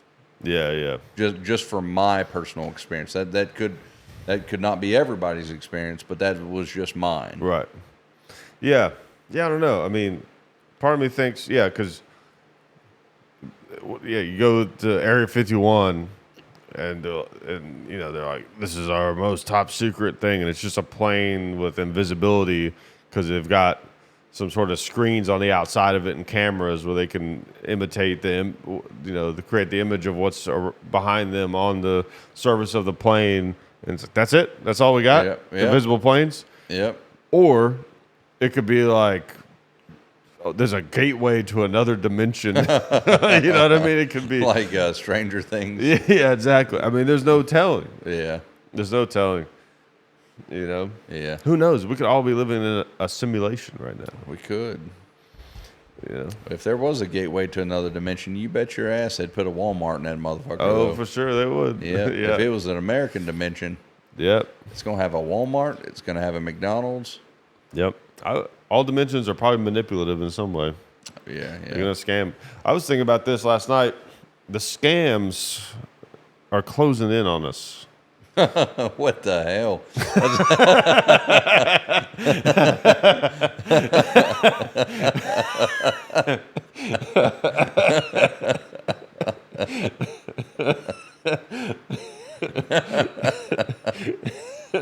I can't tell if you're alarmed because you believe me or because you're confused. You almost made me spit out my beer. God.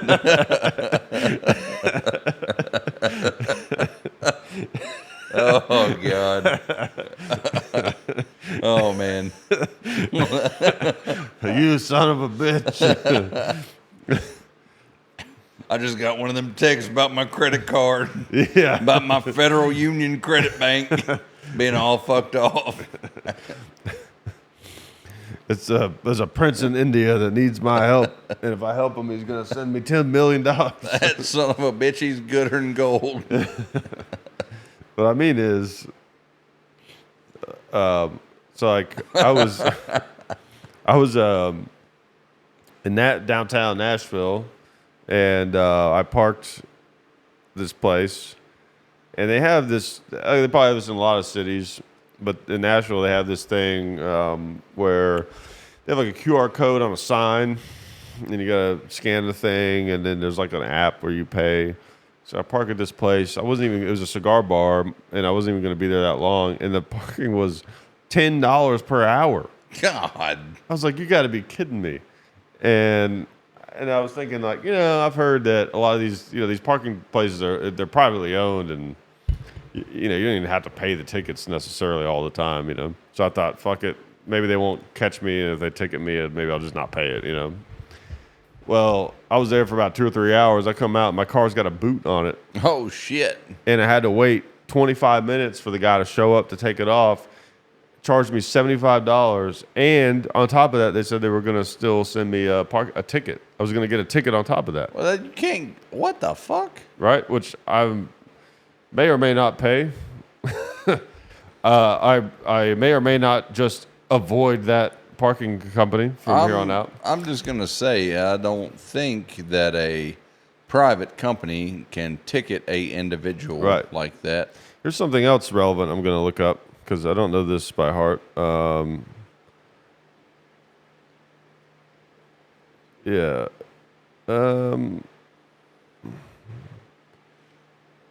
It didn't tell me. Sorry, this is a lot of dead air right now. No, there we go. Right. All right. The Fourth Amendment of the Constitution of the United States prevents unwarranted search and seizure. Oh. How is booting your car not seizure? You're seizing my property. Yeah. I can't move it, so you're seizing my property.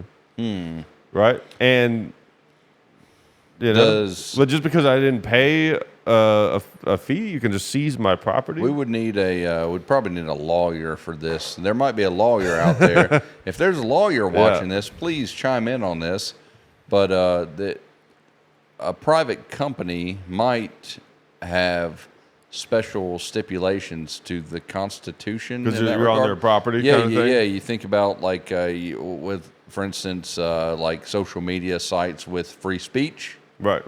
Exactly. Yeah, so it might be one of those things. Yeah, that's true. Probably falls into that. Yep. I don't like it, though. I still don't like it. Hell fucking no. And honestly, they lost a customer because I'll never park at that company's place. Yeah. They'll get that, and then that's it. They'll never get another dime from me, right? I think they kind of screw up by doing that. Booting is too extreme. It's just too extremes. Put a ticket on my windshield and leave it at that. Send collections after me if you're that serious about it, whatever. But booting someone's car, seizing their vehicle, right? Well, what if it was an emergency or something? Oh, it's fucked. You know what I mean? Yeah. Yeah, I don't like that. I don't like that at all. Yeah. And then you think about like streaming platforms. I've been thinking about that lately. They're doing all these exclusive deals. So there's certain content or movies that are coming out, and if you want to see it, you have to maybe subscribe to some streaming platform that you don't even want other content on. And a lot of times, the same content is on multiple streaming platforms. You know, I'll buy a movie on Amazon or rent it on Amazon, and then the next thing I know, it's free on HBO, and it's becoming a nightmare. You know, it used to be any show, well, not shows, I guess, but movie. Yeah, you could just go buy the VHS or the DVD or the Blu-ray. Yeah. You know, but nowadays they put movies on exclusive platforms. Yeah. And so it's worse than cable ever was, because if you want to be able to watch everything, you got to have all these different streaming platforms. Dude, you remember how like excited we used to get about watching, like you turn on TV or something, and then like a movie you like is coming on. Yeah. You didn't even pick it. But like I remember Rambo 2. Oh shit. I remember TBS. I remember one night I turned on, I think I might have been at my grandmother's. I can't even remember where I was. But I turned on and was it Maximum Overdrive came on. Oh, that's a good one. And I caught it from the start too. Like it was just like I turned it on and it was just starting. Like I caught the whole movie and I was just like, hell that's great when you see the opening credits and you're like, hell yeah. And it was like on TNT or something. Yeah. Yeah. And I was just like, I was so excited. Right. Because the fact that in that time I just happened to turn it on a movie I liked and I had no control over it. Right. And it was great. Yeah. But now, dude, I have so many movies I love on Vudu, and it kind of loses its luster. There's too many choices. Yeah, if you can watch anything at any time, I'm sure you've had this too. You'll be like, okay, all right, I guess this sounds good. I'll watch this. Yeah, and then you start watching, and you're like, there's probably something I'd enjoy more. Exactly. I felt that so many times. I'll like start something and just be like, this is just not doing it for me. And it's because I have other choices. I end up not watching movies and TV as much as I used to. You get the same with radio too. You remember like when we used to listen to the local rock radio, right? And like a song we'd probably heard 1,000 times would come on. Yeah, like 105.9 in Nashville. Yeah, like a Boston song or like a Zeppelin song would come on, and we'd just be like, "Fuck yeah!" Right? Yeah. Or Metallica 1. You remember when that came on? Yeah, exactly. Yeah. And then but now it's like you just turn that on your phone and there it is.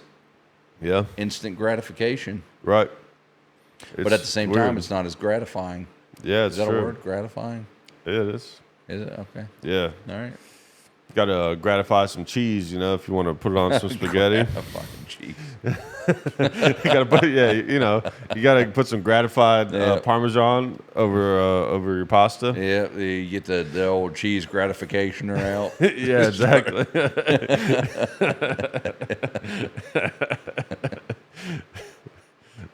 Oh, damn it. Damn, what was I going to say? I had a thought and then I lost it. Damn. I got gratified. Yeah. We were going to talk about this at the beginning of the podcast. I guess we'll talk about it toward the end. You may notice that we have a different studio than normal. So people that don't understand what's going on with that, I live in Chicago and Nashville, right? Because obviously we film our Hickok 45 videos in Nashville. So I'm kind of back and forth, and I have a studio in my apartment in Chicago, and then I have a studio in Nashville as well. So we're going to be recording at both places. This is kind of a temporary setup that we did which if you watch the old podcast, you remember the sandbags, which I'm kind of partial to. I don't know why. You've been in the military. I was never in the military, but being into guns has always given me an appreciation for the military. It feels weird to say this, but I'm kind of like a fan of the military in a certain sense. I respect it. I'm interested in it, kind of thing. It's a great thing. We need more of that. Yeah. I mean, it's pretty important. Yeah. To have a strong military. It's equally as important as the citizens to be well trained. Yeah, just ask opinion. Ukraine. Yeah. Well, ask them how important it is to have a very, very strong military. But they have us, don't they? Yeah, apparently, sort of. What a nightmare that is. And so I like the sandbag background.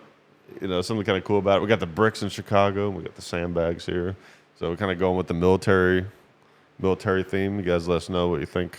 I think it's pretty cool. I like it. So I was telling you, I've had comments from people like, "What is that? Bags of grain?" Yeah. Come on. Yep. You got MREs, old It Man would come in here and whoop about 500 motherfuckers for all this bags of rice. For sure. It Man. Dude, that's a great movie. Yeah, so the first one was a great movie. Yeah, I've not seen the others, but that first one was a great one. Yeah, you can stop there. Okay, all right. Yeah, Mike Tyson was in one of them, I think. Oh, damn. Yeah, okay. It got pretty. The first one, though, God, so good. Yeah. Speaking of movies, I'll tell you, have you seen The Meg? Oh, the shark movie? Yeah. No, I haven't. It's good. It's actually really good. Hell. And they just came out with a sequel, and it's surprisingly also good. It's in this weird middle ground where, remember, I think this is kind of over now, but you remember when there was a trend where they were making these independent films that were intentionally crazy and shitty? Like Sharknado. Sharknado started it. Yeah. And there was a few others. And then it kind of died. I never got into it. I was like, no, it's just a shitty movie. I'm not into the novelty of a shitty movie, But I will say there are movies that are not like blockbuster movies, but they're kind of this middle ground. Like, I mean, Jason Statham is in Meg, so it's not like there's nobody in it. Yeah. He's the biggest star probably. But it has a little bit of a tinge of kind of an independent film, you know what I mean? It's not like a big budget movie. Yeah. But it's really well done. It's good. They're interesting. Good movies. Well, I'll shout out to some shitty movies. Hard Ticket to Hawaii. And, that's a good one. That's a great movie. If you want to see an RPG, if you want to see a snake get wiped out by an RPG. Yeah, if you want to see a snake get its tooth shot off with a pistol and then some dude busts through the wall on a dirt bike for some reason, then that's the movie for you. Yep. That's a good one. Then Definitely. Galaxy Invader, where for some reason they catch an alien and try to store it in a garage, of all places to store anything. Dead Alive is one of my favorite. I don't know if that's an independent film, but was that the one where they put the baby in that lawnmower?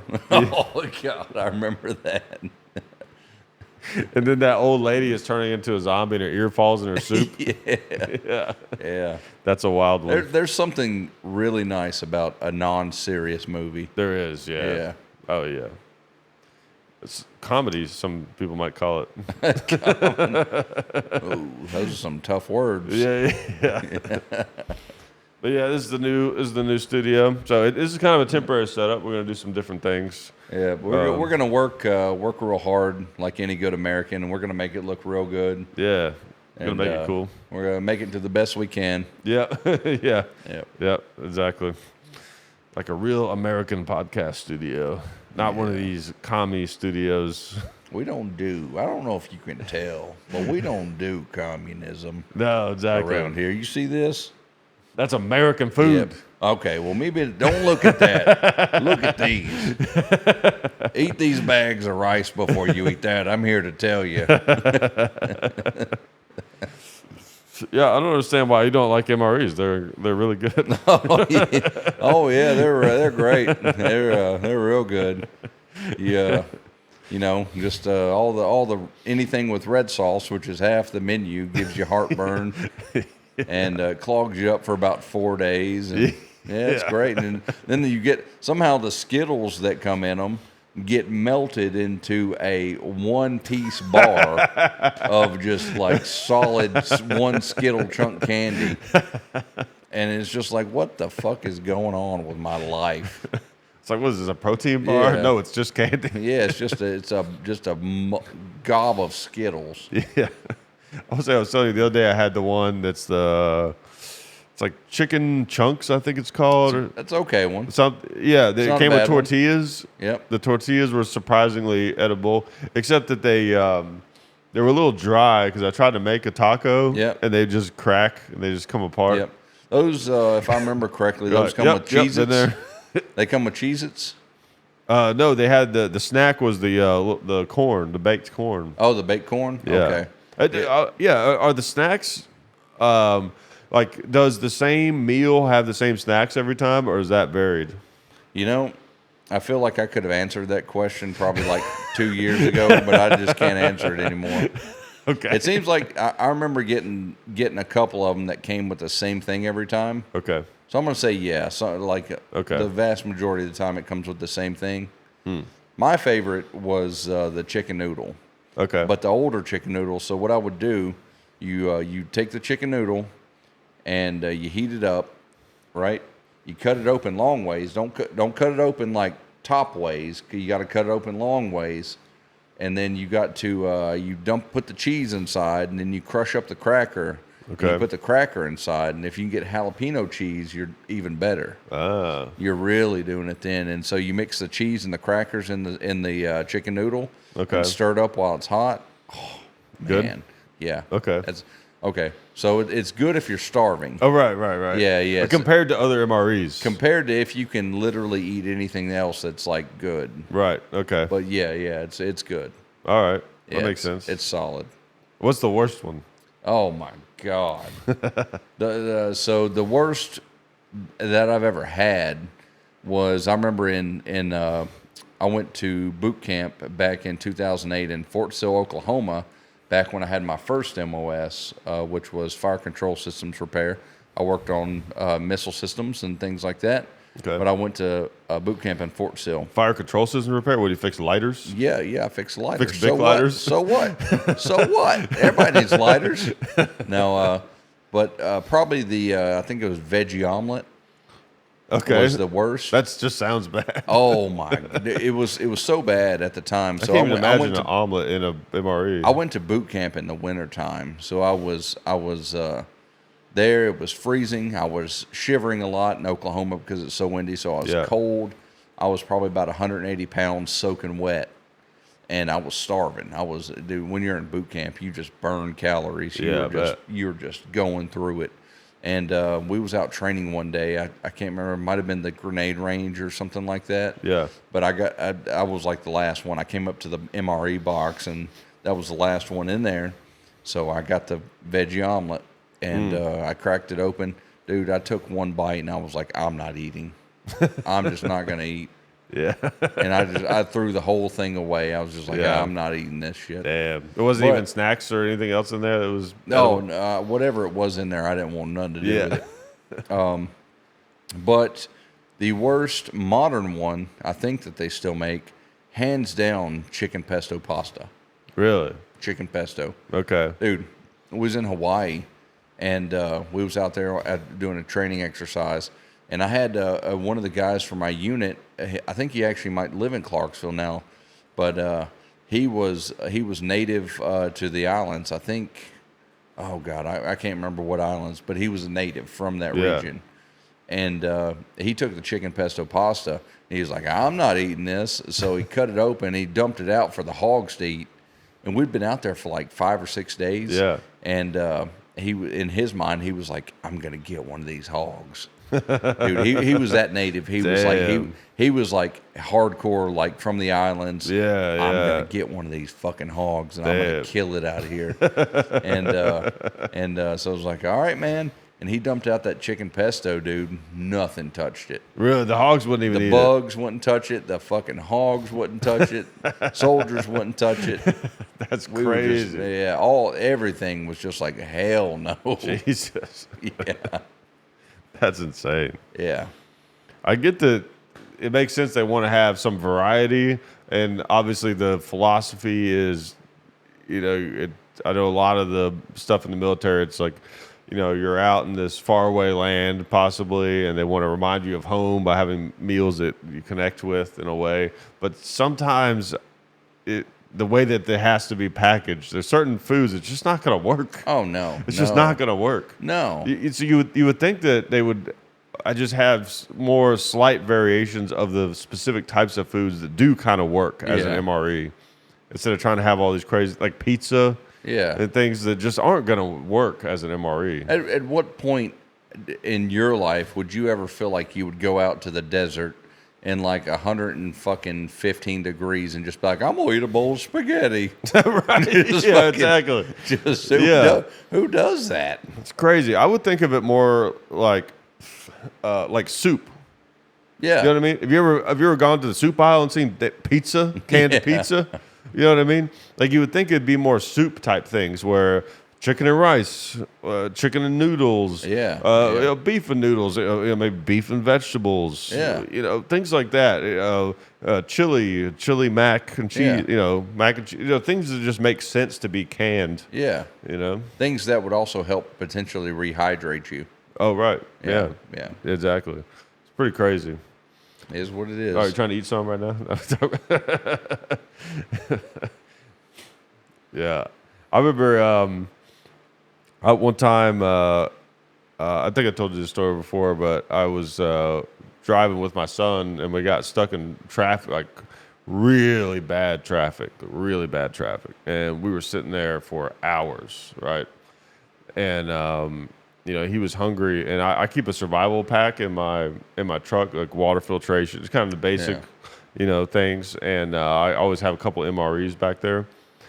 And so I had the idea, like, I'll get one of these MREs out, and we'll fire that thing up, and just, we'll just split it. And he thought that was the coolest thing ever. Oh, dude, that's awesome. For a long time, he was like, because I told him it was Army food, which at first he was like, oh, what is this? But I was like, it's what the Army guys eat. And he's like, oh, okay. He's only 7, so. He's into it. He's bought in. Yeah. He thought it was so cool. There is awesome. If you're not doing it all the time, there is something kind of novel about the way that heater works. Oh, yeah. You put the water down in there and everything. It's kind of interesting. Yeah. I remember back when I was in 3rd grade, I think, and our teacher brought in some ice cream that was like astronaut ice cream. You ever eat that shit? Uh-uh. Oh, dude. It's just freeze-dried chalky milk. Oh, and it man. tasted terrible. I never thought about that. Space food. I wonder how space food compares to MREs. Probably better. Yeah. I would think. Probably. I don't know. It's food I had to space. ask Mark Watney. Who's that? Mark Watney? Yeah. Oh, The Martian? You ever seen The Martian?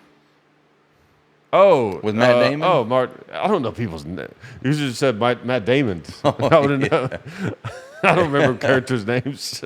Yeah, but this ice cream, it was just like dry and chalky. And I remember being a kid, like you described. I was thinking, this is amazing. This is like the astronauts eat this. Yeah. And hindsight, it's no, probably not good. Yeah, it's not good. Yeah, we should do a review of that. We'll compare the different types of MREs, but then also the different types of foods. Yeah, like that, like space food versus Earth food. Yeah, what is it? If there's anybody in the Space Force listening, which is probably a slim chance, let me know what does Space Force get? Yeah, that'd be good to know. Yeah, the Space Force get this? They get regular MREs, or y'all getting some high dollar meals or something? Yeah. You can on eBay. You can buy MREs from other countries. I've seen. Really? There's like German MREs, Japanese MRE. You can buy like different ones. Ethnic food. Yeah, it's kind of interesting. See an Ethiopian MRE. Yeah, exactly. That's terrible. Well, there's nothing in here. God dang it. What's the old? I love that Sam. It's about Sam Kinison. That bit. Is that what you're about to say? No, the old what's the old Looney Tunes thing where they open up the wallet and the moth flies out? Yeah, it's not good. I would say there's that Sam Kinison bit about where he's talking about like we send the food over to starving people, It's like, how about you go where the food is? You live in a desert. Nothing grows there. God. You ever seen that Sam Kinison special from '87? I might have. I've seen some Sam Kinison stuff. You've probably seen clips from it. Some people say, or a lot of people say, that it's the greatest comedy special ever made. Really? Yeah, that I think it was recorded at Dangerfield's Comedy Club. I'm pretty sure, but 1987. Okay. Yeah, Kinison was something else, man. He was so good. Yeah. It's unfortunate he wasn't around for long. Yeah. Yeah. Seems to be the story. Yeah, there's a lot of guys like that. I tell you, if I could bring back one dead comedian, it would be Patrice O'Neal. Okay. Do you know Patrice? No, I've heard the name, but I'm not familiar. Man, we need him now worse than ever. He was like a Dave Chappelle type of comic in the sense of, he would talk about ideas in a way that, maybe you hadn't thought of before. Yeah. He was like kind of a truth teller type of comedian, but he just got to it in such a visceral way that, Dave Chappelle is more like, Dave Chappelle's like smooth, like jazz, whereas Patrice was like just, I don't know. Music was a bad comparison, but Patrice was just visceral, man. I mean, he was incredible. Yeah, he does have one special out, and you can find some different things from him online or whatever. But every time like something is in the news, it's always think like, man, Patrice O'Neal would have been cool to hear what he said about it. Nice. He has a great joke.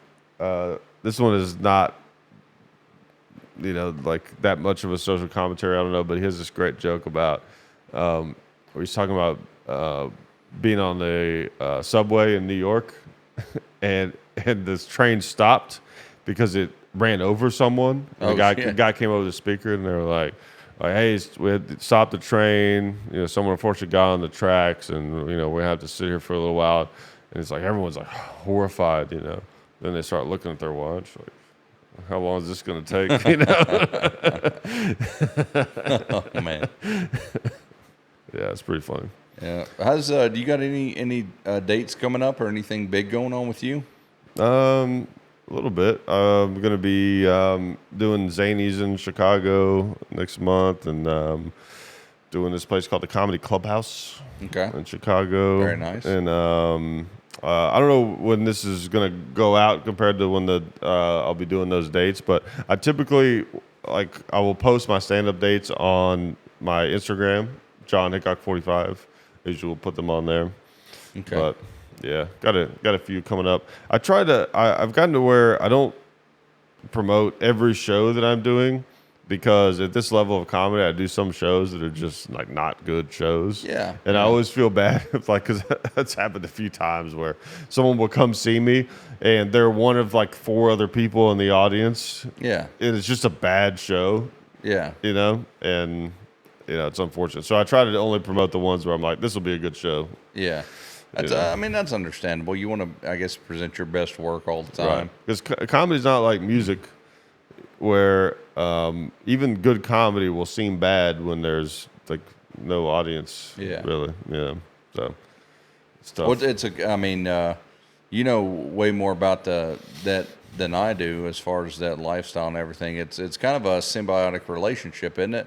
With the crowd versus you. You kind of, once you get up there, you kind of feed off the crowd. Whenever they start really getting into it, you kind of, it's almost like a vampiric type of thing. You just want to take their emotions and you just want to run with it. Well, it's more like you can feel what the crowd wants, and then you can kind of give it to them.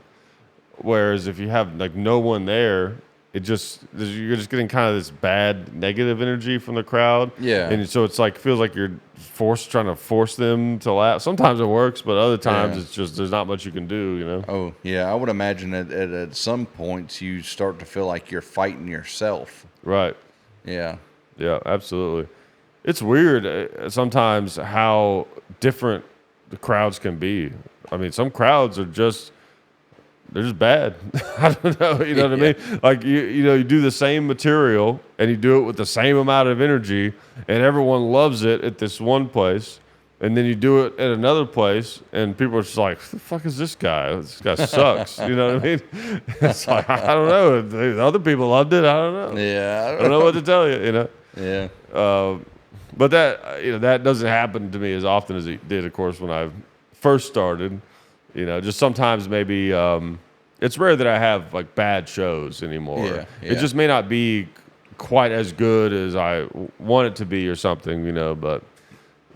Whatever. I've got, I've been doing this a while now. I'm pretty solid, Yeah, yeah. But, You work real hard at it too. I mean, yeah. It's not like this is your. That's why I moved to Chicago. The interesting thing about your case is you could have easily rested on your laurels with the Hickok 45 stuff. Yeah. But you chose to take the harder path. You chose to take the route of more resistance, but also more self-fulfillment, it seems like. That's a lot of it for me because I feel like it's, as much as I love guns and I enjoy those videos and everything we do doing that, as, like obviously, it was to make the videos was initially, my idea, whatever, I talked to Dad about it and we kind of started doing it and whatever. So it's like something I obviously love and will always be a part of me. But it never felt like totally who I was, and it never felt like something I could fully express myself through, kind of thing. Yeah, you know what I mean? yeah. And that's what I like about stand up is you can kind of do whatever you want as long as it's funny.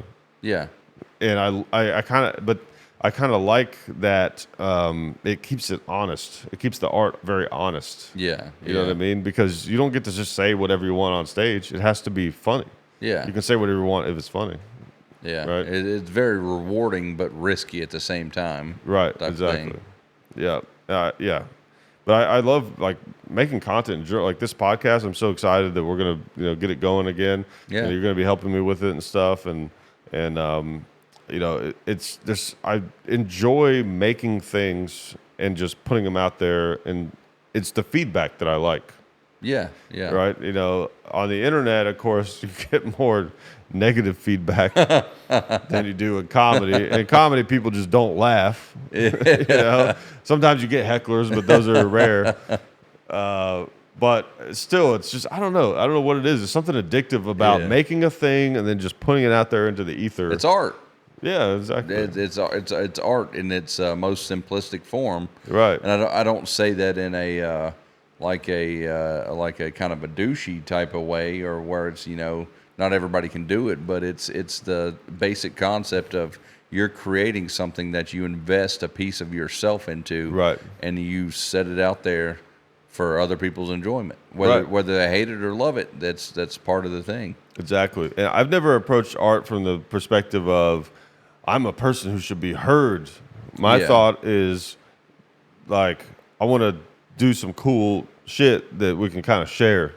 Yeah. Like, right? Isn't this cool? Kind of thing. Yeah. I was like that when I was a kid. I'd always want to like, when my dad would have like friends over, I'd always like get my favorite toy and be like, look at this. Right? Look at this item I got. Oh, Same isn't it cool? Have you ever seen an item this cool? Right, exactly. Yeah. Aren't items cool? Yeah, do you have items? Yeah. Oh, that item is very cool. Here's my items. Yeah, it's fun, man. I don't know. I always thought, that's like materialism is an interesting topic to me because people like to get. I don't know why for some reason I was like, what the hell is that? There's a bunch of materials back here. Yeah. Well, I thought I saw like a bug right there. There's been seeing beetles crawling around on the floor. We're in a garage, so it's okay for there to be beetles. Not the Beatles. No, not the Beatles. A Beetle. No, we thank you very much, and we hope we have passed the audition. Yeah, some Beatles. The Beatles. But it's funny, I like some hippie philosophy stuff, but I feel like they take it too far with things like, especially the idea that all materialism is bad. First of all, we live in materialism. Yeah. Our bodies are material. So, of course, we're going to value material things because what we need to sustain life are material things. Yeah. Yeah, we can't. It's, and I think this is one of those things. As you get older, you kind of try to wrestle with the concept of breaking yourself of material habits. But for instance, my kids, and I notice myself, like I'll tell them all the time. I'll be like, hey, things like money isn't happiness, or you don't need lots of stuff to be a happy person or a fulfilled person. And my kids, they just don't quite get that philosophy yet. Yeah. And I can't necessarily fault them for it, but at the same time, I'm trying to instill some of these deeper meanings. Right. But I think the key is, like you said, finding that balance of we live in a material world, we can't get around it. No. We might as well enjoy it while we're here. Right. Because we're here for a reason. We exist in these physical bodies for a reason. Yeah. Who the hell knows what's going to happen after this? So we might as well enjoy what we got here. Yeah, exactly. Like, right, money doesn't make you happy, but cool things make you happy. Cool things to a are degree. Cool. Yeah. Right. And you use money to buy those things. Yeah. And also, the pursuit of money can make you happy. Yeah. If you do it in a way that's something you believe in, that you enjoy, business, whatever it is that you're working on or building, it's fun. Some people have jobs that they hate or whatever. That sucks. But there's also something just innate in us.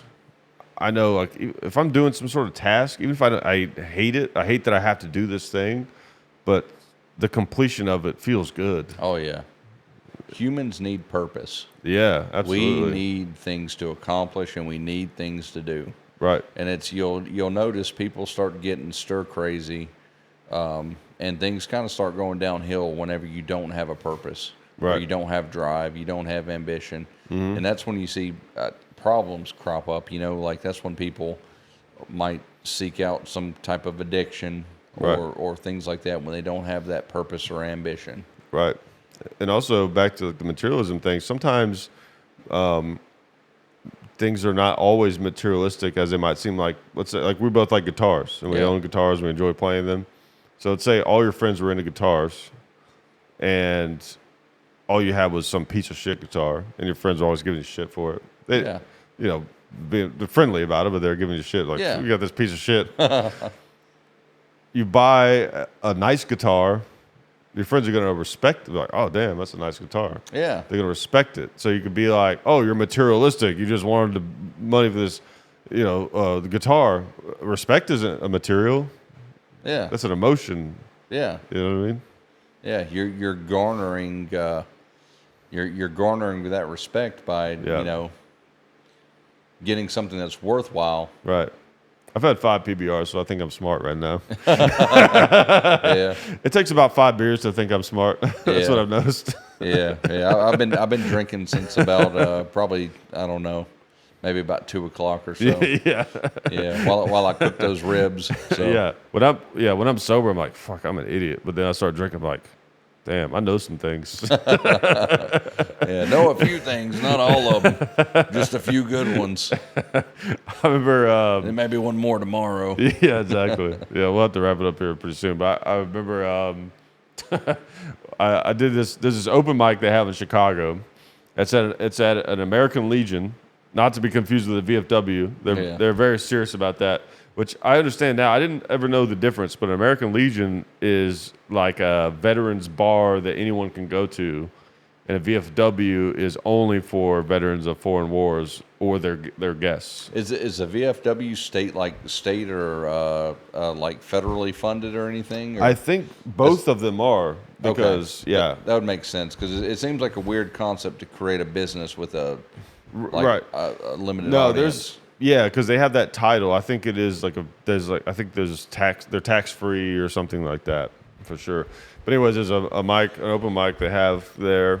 It's near I forget what it's called. It's some number that I never remember, but it's close to this famous bar in Chicago called Lottie's, and they're right down the street from that bar. But it's American Legion. They have an open mic there every Friday night. If you guys are listening, you're in Chicago Friday night, go to the American Legion by Lottie's in Chicago at 8 o'clock. It's a lot of fun. But they have the theme of the open mic is they have a drinker that just basically gets drunk and talks shit during your set. Right? Yeah. So if you don't know what an open mic is in comedy sense, if you're listening, it's basically where comics go to work on new material that are not maybe they're working comics and they still need to work on some new stuff with like no consequences where it doesn't matter if it bombs, or they're brand new comics trying to learn how to be funny. You see all types at open mics, and I still do them pretty often. But during your set, the drinker will just get drunk and like heckle you and whatever, different things like that. So one time I got asked to be the drinker. I drank 15 and a half PBRs. God, that's pretty good. I say that, and whenever you said that, I instantly thought of Andre the Giant for some reason, and I thought in my head I kind of thought that's not a whole lot, but the truth is that's a pretty good amount. Yeah.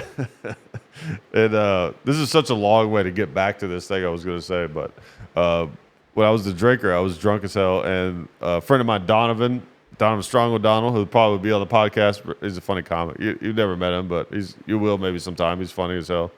But he was the host, and I like shit on him. I was just like fucking with him, like kind of roasted him or whatever.